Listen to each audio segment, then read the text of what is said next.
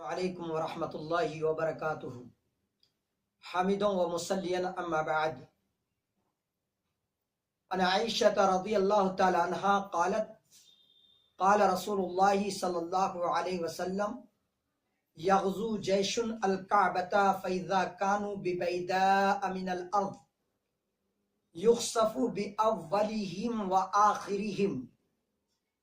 قالت قلت یا رسول اللہ کیف یخسف باولہم وآخرہم وفیہم اسواقہم ومن لیس منہم قال یخسف باولہم وآخرہم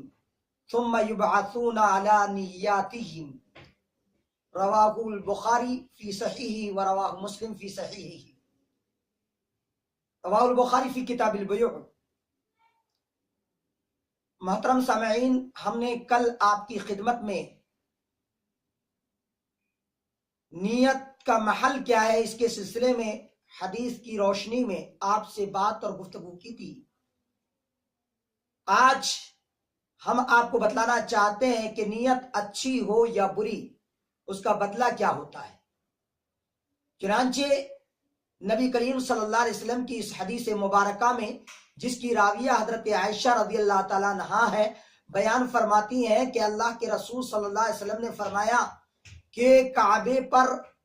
ایک لشکر حملہ کرے گا، پر جب وہ ایک زمین کے چٹیل حصے میں میدان میں مقام بیدا میں جب وہ پہنچے گا تو ان کے پہلے حصے کو اور ان کے پچھلے حصے کو دھسا دیا جائے گا۔ حضرت عائشہ رضی اللہ تعالیٰ عنہ فرماتی ہیں کہ میں نے کہا اے اللہ کے رسول صلی اللہ علیہ وسلم، کیسے ان کے اگلے اور ان کے پچھلے حصے کو دھسا دیا جائے گا جبکہ ان کے اندر بازاری لوگ بھی ہوں گے اور وہ ان میں سے نہیں ہوں گے؟ تو اللہ کے رسول صلی اللہ علیہ وسلم نے فرمایا کہ اے عائشہ، ان کے اول حصے کو بھی دھسا دیا جائے گا اور ان کے پچھلے حصے کو بھی، آخری حصے کو بھی دھسا دیا جائے گا، اور پھر ان کو ان کی نیت کے مطابق قیامت کے دن اٹھایا جائے گا۔ روایت کیا ہے؟ اس کو امام بخاری رحمۃ اللہ علیہ نے اپنی صحیح بخاری میں اور امام مسلم رحمۃ اللہ علیہ نے اپنی صحیح مسلم میں۔ اس روایت سے یہ بات پتہ چلی کہ کعبے پر حملہ کرنے والے لشکر میں سے کچھ لوگ ایسے ہوں گے جن کا یہ ارادہ نہیں ہوگا کہ وہ کعبے پر حملہ کریں، لیکن ان کو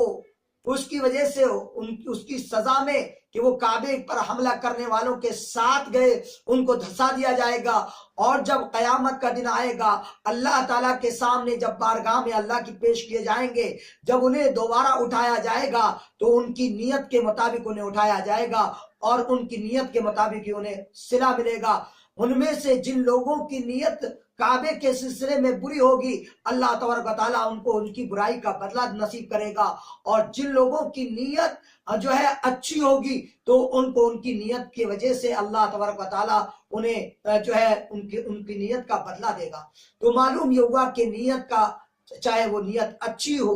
یا بری، اس کا بدلہ اللہ تبارک و تعالیٰ کے پاس موجود ہے۔ ہمیں اس لیے اللہ رب العالمین سے ڈرنا چاہیے، اللہ کا خوف کرنا چاہیے، اپنے تمام اعمال کے اندر اچھی نیت اور اچھی نیت کا اظہار کرنا چاہیے اپنے دل سے، اور اپنے دل میں اس بات پر یقین ہونا چاہیے کہ ہم جو عمل کر رہے ہیں وہ صرف اللہ کی رضامندی کے لیے کر رہے ہیں، اللہ کو راضی کرنے کے لیے کر رہے ہیں۔ دنیا کے لوگ چاہے کتنے ہی ناراض ہوں، چاہے کتنے ہی غصہ ہو جائیں، چاہے دنیا کے لوگ ہم پر جو ہے ہم کو جو ہے پریشان کریں، لیکن ہمیں کتاب اللہ اور سنت رسول اللہ کے مطابق عمل پیرا ہونا چاہیے، اور نیک نیتی کے ساتھ ہر